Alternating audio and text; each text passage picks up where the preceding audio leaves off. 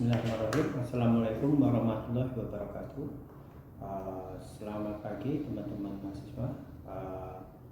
Hari ini kami coba menjelaskan atau memaparkan mata perkuliahan yang kedua, yaitu untuk manajemen, yaitu jenis-jenis badan usaha. Baik. Pertama-tama kita akan jelaskan apa itu pengertian badan usaha dan perusahaan. Satu, tentunya badan usaha adalah kesatuan yuridis dan ekonomis dari faktor produksi yang bertujuan mencari laba dan memberikan layanan kepada masyarakat. Kemudian perusahaan itu adalah organisasi yang didirikan oleh seseorang atau sekelompok orang badan lain yang kegiatannya adalah melakukan produksi, distribusi guna memenuhi kebutuhan ekonomis manusia. Baik.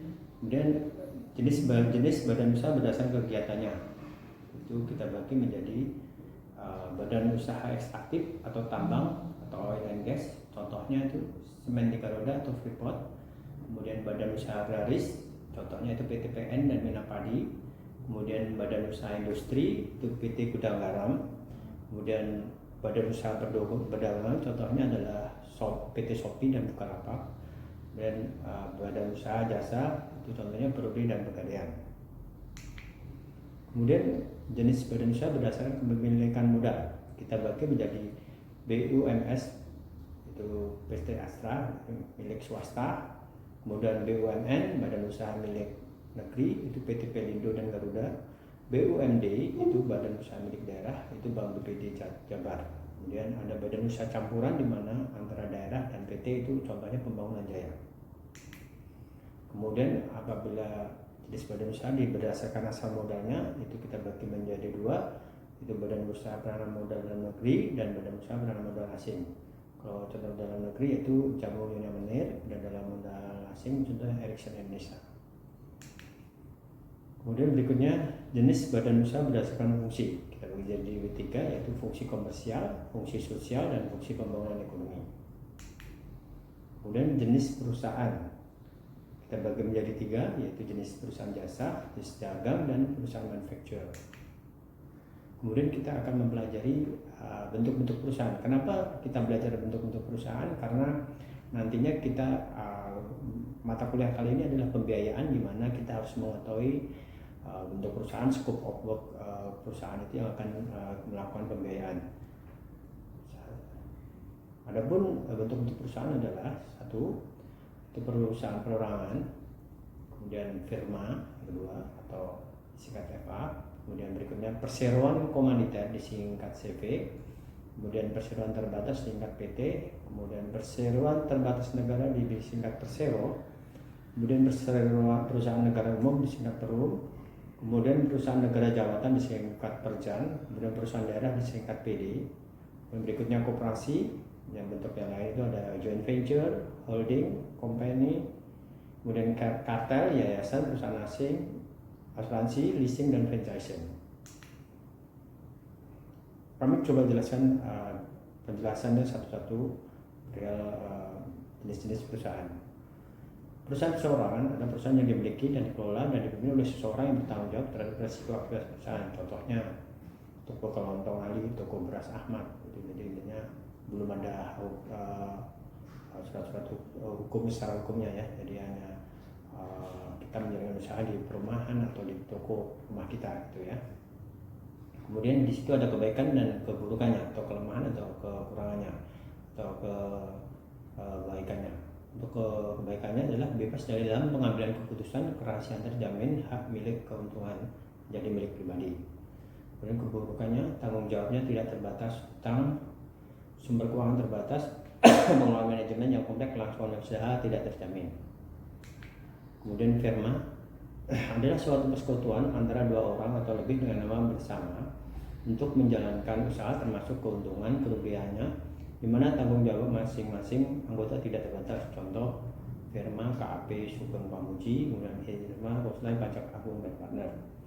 Adapun kebaikannya yaitu kemampuan manajemen yang lebih besar menjadikan pendirian yang mudah, kemudian kemudahan memperoleh modal, karena merupakan gabungan beberapa orang tentunya akan mempermudah memperoleh modal.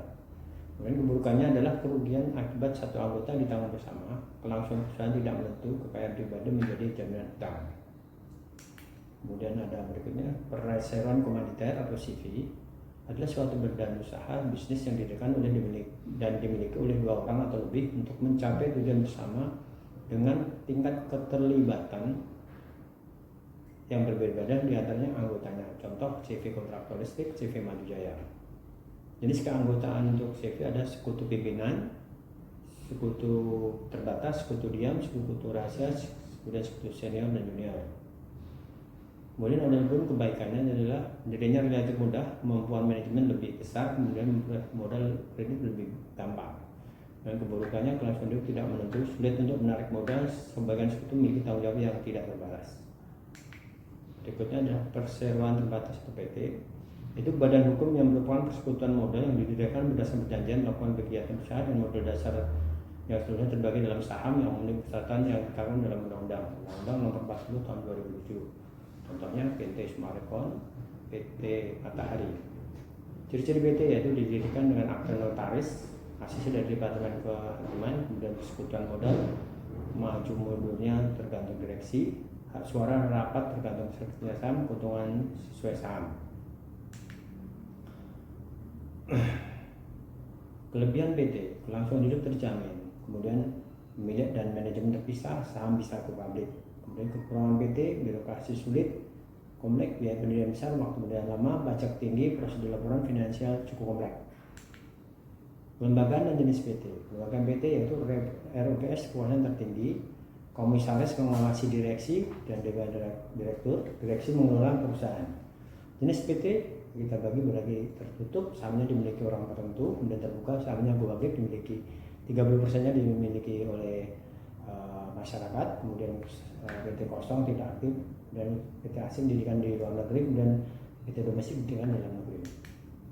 Perseroan terbatas negara atau persero adalah BUMN yang terbentuk perseroan terbatas yang modal sahamnya paling sedikit dimiliki 51% dimiliki oleh pemerintah yang bertujuan mengejar keuntungan. Kemudian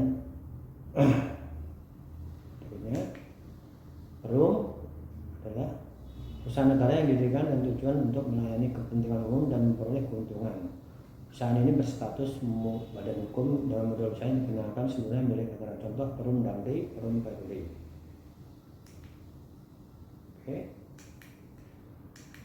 Perusahaan jabatan negara yang didirikan dengan tujuan utama untuk melayani kepentingan masyarakat tanpa melupakan syarat efisiensi, efektivitas, dan segi ekonomis. Perusahaan jabatan berada di bawah pemilihan dan pengawasan departemen tertentu yang memberikan bawahnya. Contoh jabatan kereta api, jabatan seismik, dan vulkanologi.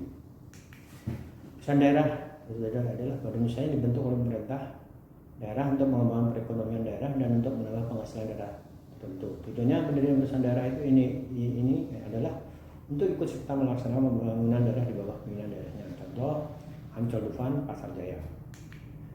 Kemudian berikutnya adalah bentuk usaha adalah koperasi, di mana badan usaha yang beranggotakan orang-orang atau badan hukum koperasi yang melakukan kegiatan berdasarkan prinsip-prinsip koperasi sekaligus gerakan ekonomi yang berdasarkan atas keluarga. Keanggotaan bersifat terbuka dan sukarela, pengelolaannya dilakukan dengan demokratis, pembagian sisa sumber dengan cara adil dan sebanding dengan dasarnya jasa uang masing-masing anggota.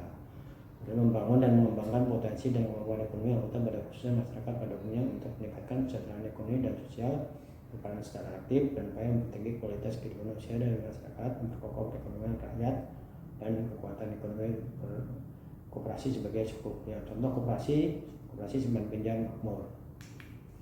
Dan joint venture adalah bentuk kerjasama antara beberapa perusahaan yang berasal dari beberapa negara menjadi satu perusahaan. Contohnya Banca itu antara Mandiri dan Prudensial. Holding company adalah terjadi jika suatu perusahaan dengan kondisi yang kuat secara finansial kemudian memilih sampul personal lain. Contoh Sinarmas Group Holding. Kartel merupakan bentuk persekutuan antara beberapa perusahaan sejenis di bawah perjanjian tertentu. Contoh kartel adalah menentukan daerah pemasaran, kartel produksi menentukan kelas produksi, kartel produksi syarat penjualan, dan kartel itu mengatur harga minimum, dan kartel pemakaian harga. Yayasan yaitu bertujuan tidak untuk mencari keuntungan tapi untuk usaha yang bersifat sosial. Contoh yayasan Super Smart, yayasan WMS. Asuransi adalah suatu perjanjian dengan nama seorang penanggung mengikatkan diri pada seseorang tertanggung dengan menerima suatu premi untuk memberikan kepastian kepadanya karena suatu kerugian. Contoh asuransi Purwakarta, asuransi Allianz. Leasing adalah suatu kegiatan pembiayaan barang modal yang digunakan untuk menjaga guna usaha leasing atau untuk jangka waktu tertentu yang memungkinkan leasing membayar imbalan atas penggunaan barang modal tersebut. Contoh BCA Finance, Mandiri Finance, dan lain-lain.